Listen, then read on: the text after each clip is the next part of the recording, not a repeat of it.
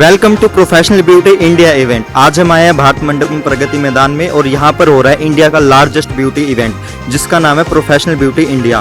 और आज हम आपको दिखाएंगे कि अंदर इस इवेंट में क्या क्या हो रहा है और कौन कौन सी बड़ी बड़ी कंपनीज यहाँ पर आई है जो कि अपने प्रोडक्ट्स, अपने मेकअप एंड अपने टिप्स एंड ट्रिक्स शेयर कर रही हैं। तो चलिए हमारे साथ अंदर चलते हैं और इस इवेंट को करीब से देखते हैं।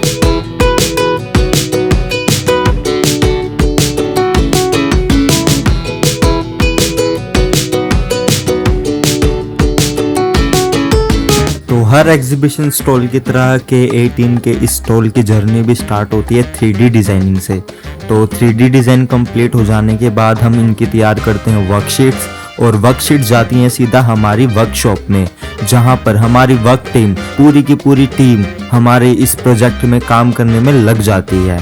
कहीं पे कारपेंट्री का काम हो रहा है, कहीं पे सैंडिंग का काम हो रहा है, कहीं पे असेंबलिंग का काम हो रहा है। आप देख सकते हैं हमारी पूरी की पूरी वर्कशॉप में काम लगातार हो रहा है क्योंकि डेडलाइन कम है और काम बहुत ज़्यादा पेंडिंग है। तो इसी के साथ साथ हमारी पूरी की पूरी टीम मेहनत में काम करना स्टार्ट कर देती है।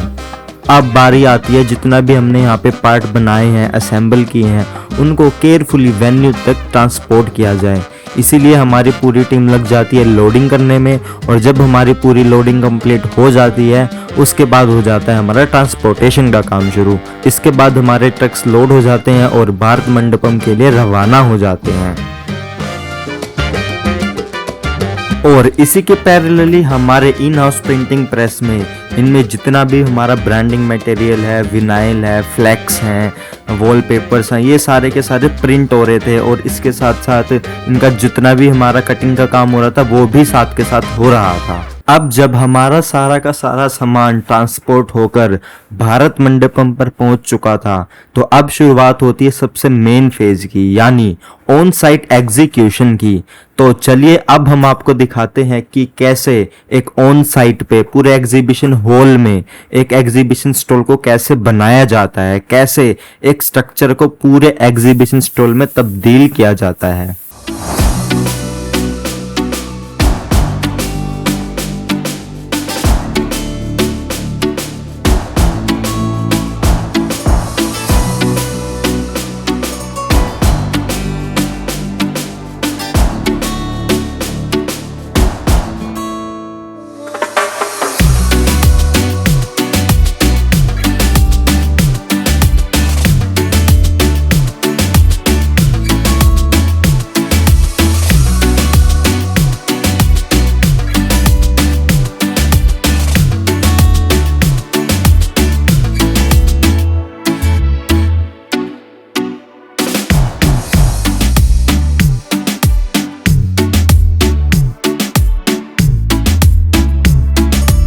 हमारा K18 का स्टॉल अब बस बनने ही वाला है, जिसके अंदर आप देख सकते हैं कि अभी फिनिशिंग का काम चल रहा है और इसके साथ साथ अभी विनाइल लगने का काम चल रहा है और इसके बाद थोड़े से टचअप और होने हैं। उसके बाद हमारा K18 का स्टॉल पूरा रेडी हो जाएगा, जिसमें से अभी हमारा फ्लोरिंग का काम हो चुका है पूरा और लाइट से भी असेंबल होनी बाकी है और उसके बाद हमारा लगभग स्टॉल पूरा ही हो जाएगा।